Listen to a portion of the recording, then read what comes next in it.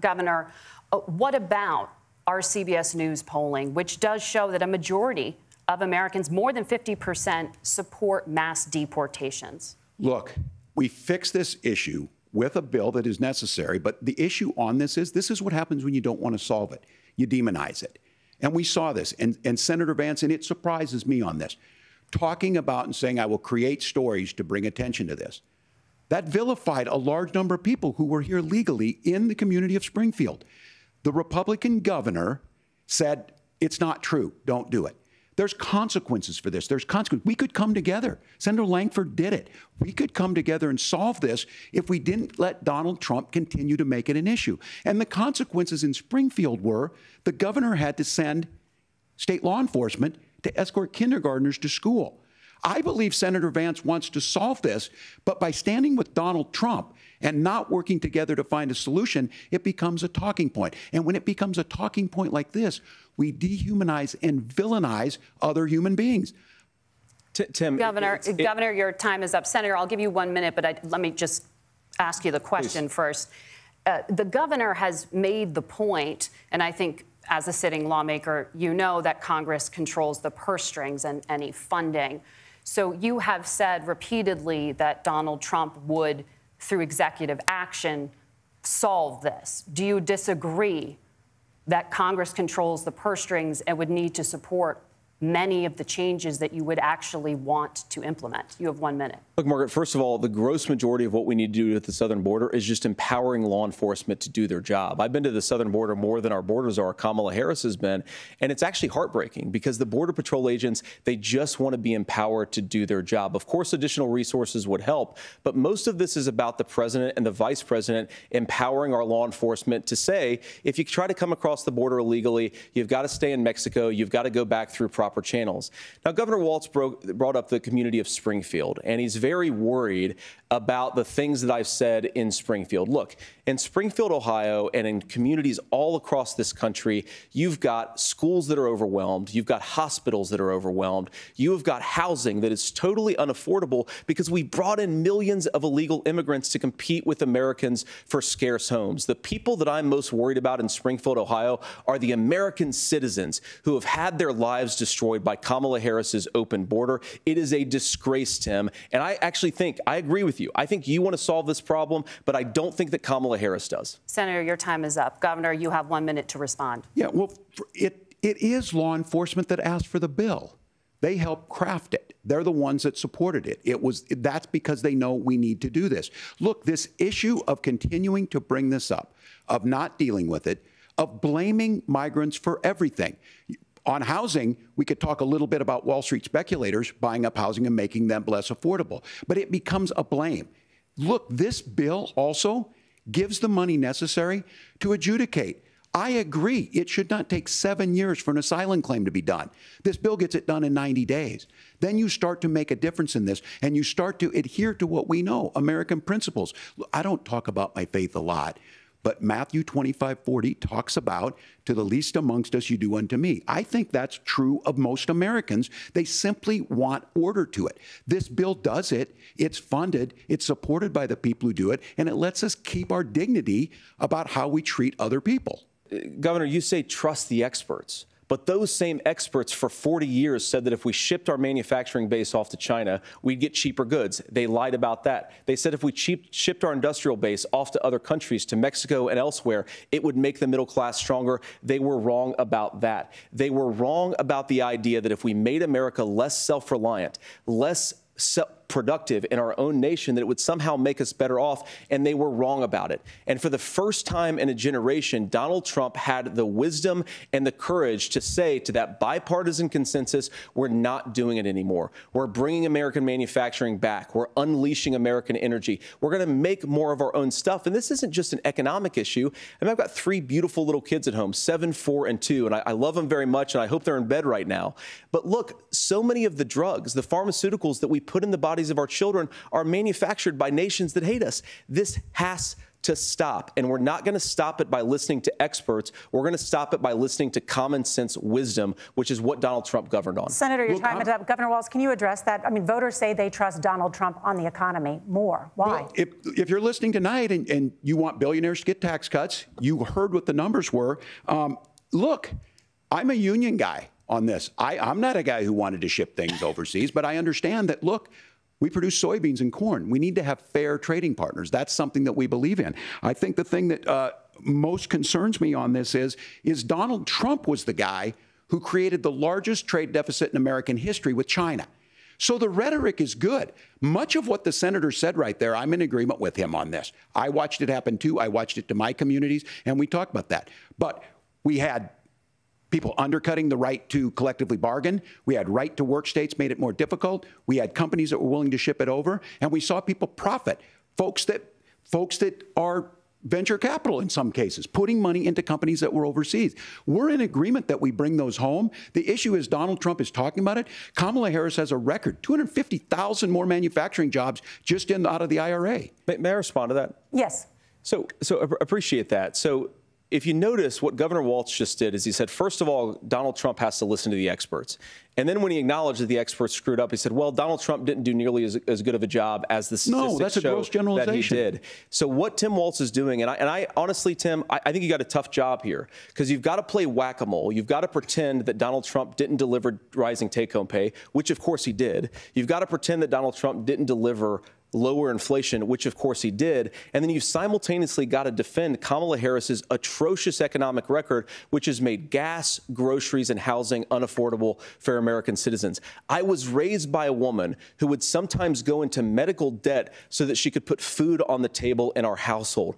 I know what it's like to not be able to afford the things that you need to afford. We can do so much better. To all of you watching, we can get back to an America that's affordable again. We just got to get back to common sense economic principles. I hope we have a conversation on health care then. Senator, Governor. Please. Thank you. Governor, would you like to respond and also answer the question about restrictions? Yeah, well, the question got asked, and Donald Trump made the accusation that wasn't true about Minnesota. Well, let me tell you about this idea that there's diverse states. There's a young woman named Amber Thurman. She happened to be in Georgia, a restrictive state. Because of that, she had to travel a long distance to North Carolina to try and get her care. Amber Thurman died in that journey back and forth. The fact of the matter is, how can we as a nation say that your life and your rights, as basic as the right to control your own body, is determined on geography? There's a very real chance, had Amber Thurman lived in Minnesota, she would be alive today. That's why the restoration of Roe versus Wade. When you listen to Vice President Harris talk about this subject and you hear me talk about it, you hear us talking exactly the same. Donald Trump is trying to figure out how to get the political right of this. I agree with a lot of what Senator Vance said about what's happening. His running mate, though, does not, and that's the problem. Governor, your time is up. Senator, let me ask you about that. He mentioned, was, I think, referring to a national ban. In the past, you have supported a federal ban on abortion after 15 weeks. In fact, you said if someone can't support legislation like that, quote, you are making the United States the most barbaric pro-abortion regime anywhere in the entire world. My question is, why have you changed your position? Well, Nora, first of all, I never supported a national ban. I did when I was running for Senate in 2022 talk about setting some minimum national standard. For example, we have a partial birth abortion ban in place in this country at the federal level. I don't think anybody's trying to get rid of that, or at least I hope not, though I know that Democrats have taken a very radical pro-abortion stance. But Nora, you know, one of the things that changed is in the state of Ohio, we had a referendum in 2023, and the people of Ohio voted overwhelmingly, by the way, against my position. And I think that what I learned from that, Nora, is that we've got to do a better job at winning back people's trust. So many young women would love to have families. So many young women also see an unplanned pregnancy as something that's going to destroy their livelihood, destroy their education, destroy their relationships. And we have got to earn people's trust back. And that's why Donald Trump and I are committed to pursuing pro-family policies, making childcare more accessible, making fertility treatments more accessible, because we've got to do a better job at that. And that's what real leadership is. Governor, your response. I'm going to respond on the pro-abortion piece of that. No, we're not. We're pro-women. We're pro-freedom to make your own choice. We know what the implications are to not be that. women having miscarriages, women not getting the care, physicians feeling like they may be prosecuted for providing that care. And as far as making sure that we're educating our children and giving them options, Minnesota's a state with one of the lowest teen pregnancy rates. We understand that too. We know that the options need to be available, and we make that true. We also make it, we're a top 3 state for the best place to raise children. But these two things, to try and say that we're pro-children, but we don't like this, or you guys are pro-abortion, that's not the case at all. We are pro-freedoms for women to make their choices, and we're going, and Kamala Harris is making the case, to make options for children more affordable, a $6,000 child tax credit, but we're not going to base that on the backs of making someone like Amber Thurman drive 600 miles to try and get health care. Senator? May I respond to that? First of all, Governor, I agree with you. Amber Thurman should still be alive, and there are a lot of people who should still be alive, and I certainly wish that she was. And maybe you're free to disagree with me on this and explain this to me, but as I read the Minnesota law that you signed into law, the statute that you signed into law, it says that a doctor who presides over an abortion where the baby survives, the doctor is under no obligation to provide life-saving care to a baby who survives a botched late-term abortion. That is, I think, whether you're pro-choice or pro-abortion, that is fundamentally barbaric. And that's why I use that word, Nora, is because some of what we've seen, do you want to force Catholic hospitals to perform abortions against their will? Because Kamala Harris has supported suing Catholic nuns to violate their freedom of conscience. We can be a big and diverse country where we respect people's freedom of conscience and make the country more pro-baby and pro-family. But please. Yes, Governor, please respond. Look, this is one where there's always something there. This is a very simple proposition. These are women's decisions to make about their health care decisions, and the physicians who know best when they need to do this. Trying to distort the way a law is written to try and make a point, that's not it at all. What was I wrong about, Governor? Please tell me, what was I wrong about? That is not the way the law is written. Look, I've given But this, how? I've given this advice on a lot of things, that getting involved, getting engaged, that's been misread, and it was fact-checked at the last debate. But the point on this is there's a continuation of these guys to try and tell women or to get involved. I use this line on this, just mind your own business on this. Things worked best when Roe versus Wade was in place. When we do a restoration of Roe, that works best. That doesn't preclude us from increasing funding for children. It doesn't increase us from making sure that once that child's born, like in Minnesota, they get meals, they get early childhood education, they get health care. So the hiding behind we're going to do all these other things when you're not proposing them in your budget. Kamala Harris is proposing them. She's proposing all those things to make life easier for families. I asked a specific question, Governor. You gave me a slogan as a response. It's not the case. It's not true. That's not what the law says. So they fact-checked it with President Trump. We want to turn now to America's gun violence epidemic. The leading cause of death for children and teens in America is by firearms. Senator Vance, you oppose most gun legislation that Democrats claim would curb gun violence. You oppose red flag gun laws and legislation to ban certain semi-automatic rifles, including AR-15s. So let me ask you, earlier this year, for the first time, the parents of a school shooter were convicted of involuntary manslaughter and sentenced to 10 years in prison. Do you think holding parents responsible could curb mass shootings? I'll give you 2 minutes. Yeah, well, Nora, on that particular case, I don't know the full details, but I certainly trust local law enforcement and local authorities to make those decisions. I think in some cases the answer is going to be yes, and in some cases the answer is going to be no. And the details really matter here, of course. For example, if a kid steals a gun, that's going to be different than if a parent hands over a gun knowing that their kid is potentially dangerous. But look, I want to just sort of speak as a father of 3 beautiful little kids, and our oldest is now in 2nd grade. And like a lot of parents, we send our kids to school with such hope and such joy and such pride at their little faces on the first day of school. And we know, unfortunately, that a lot of kids are going to experience this terrible epidemic of gun violence. And of course, our hearts go out to the families that are affected by this terrible stuff. And we do have to do better. And I think that Governor Walz and I actually probably agree that we need to do better on this. The question is just, how do we actually do it? Now, here's something that really bothers me and worries me about this epidemic of violence. The gross majority, close to 90% in some of the statistics I've seen, of the gun violence in this country is committed with illegally obtained firearms. And while we're on that topic, we know that thanks to Kamala Harris's open border, we've seen a massive influx in the number of illegal guns run by the Mexican drug cartels. So that number, the amount of illegal guns in our country is higher today than it was 3.5 years ago.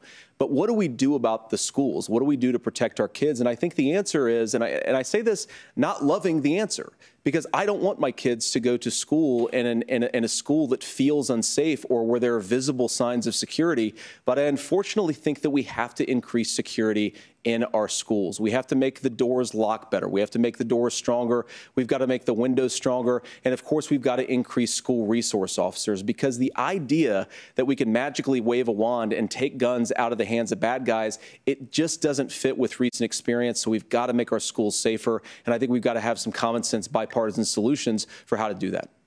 Governor, you have 2 minutes.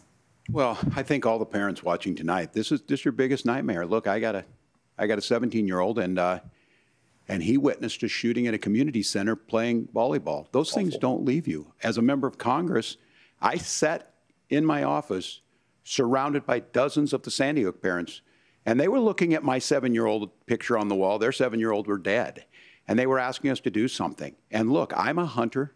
I own firearms. The vice president is. We understand that the Second Amendment is there, but our first responsibility is to our kids to figure this out. In Minnesota, we've enacted enhanced red flag laws, enhanced background checks, and we can start to get data. But here's the problem. If we really want to solve this, we've got folks that won't allow research to be even done on gun violence. And this idea that we should just live with it, and here's what I do think, that this is a good start to the conversation.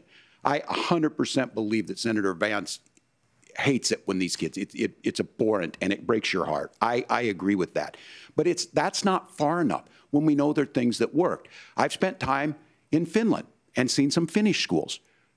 They don't have this happen, even though they have a high gun ownership rate in the country. There are reasonable things that we can do to make a difference. It's not infringing on your Second Amendment. And the idea to have some of these weapons out there, it just doesn't make any sense. Kamala Harris, as an attorney general, worked on this issue. She knows that it's there. No one's trying to scaremonger and say we're taking your guns, but I ask all of you out there, do you want your schools hardened to look like a fort? Is that what we have to go? When we know there's countries around the world that their children aren't practicing these types of drills.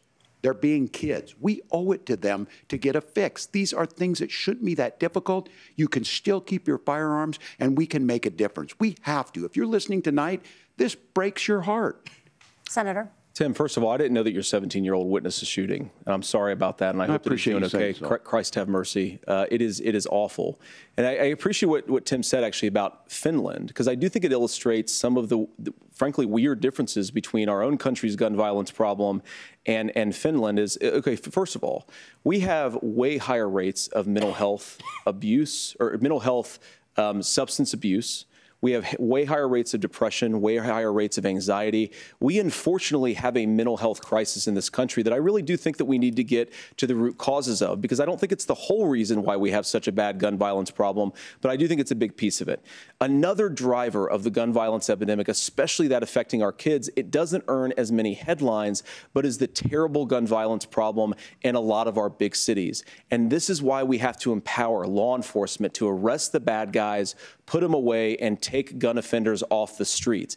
I think there's a whole host of things that we can do here, but I do think at our schools we've got to talk about more security. Let's turn now to the top contributor to inflation, the high cost of housing and rent. There's a shortage of more than 4 million homes in the United States, and that contributes to the high housing prices.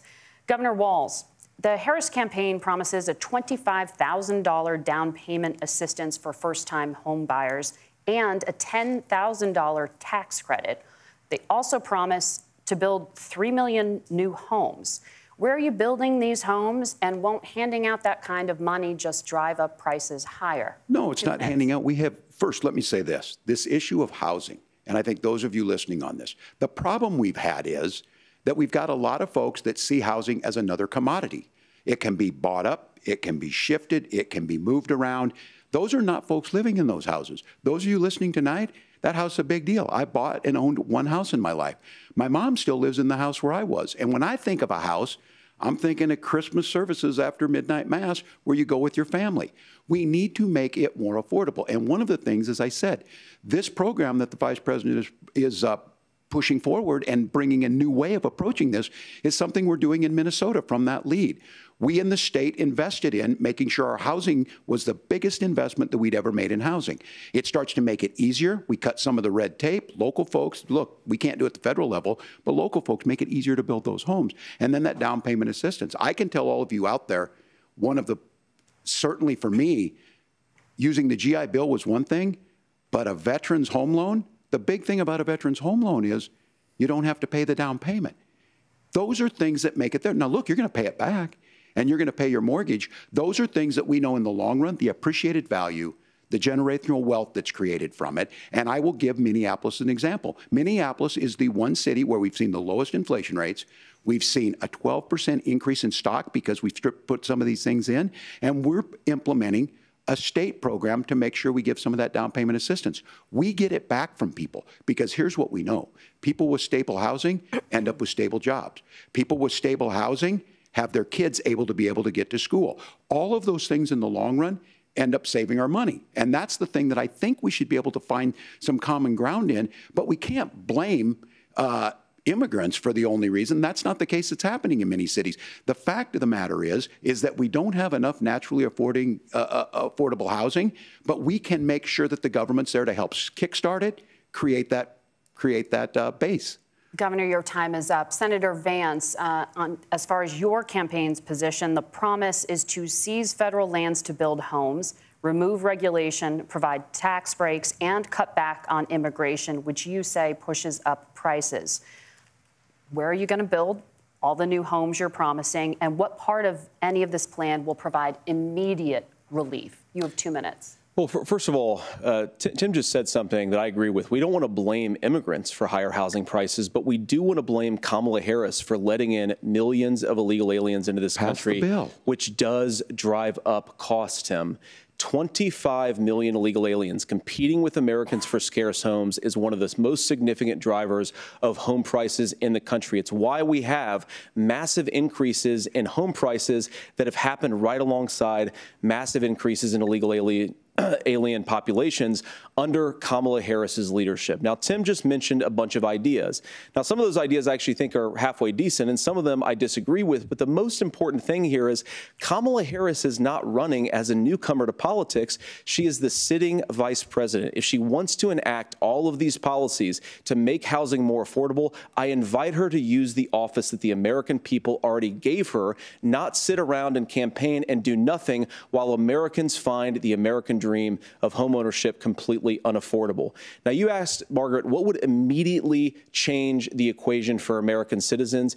If you lower energy prices, as Donald Trump says, drill, baby, drill, one of the biggest drivers of housing costs aside from illegal immigration is, think about it, if a truck driver is paying 40% more for diesel, then the lumber he's delivering to the job site to build the house is also going to become a lot more expensive. If we open up American energy, you will get immediate pricing relief for American citizens, not, by the way, just in housing, but in a whole host of other economic goods, too.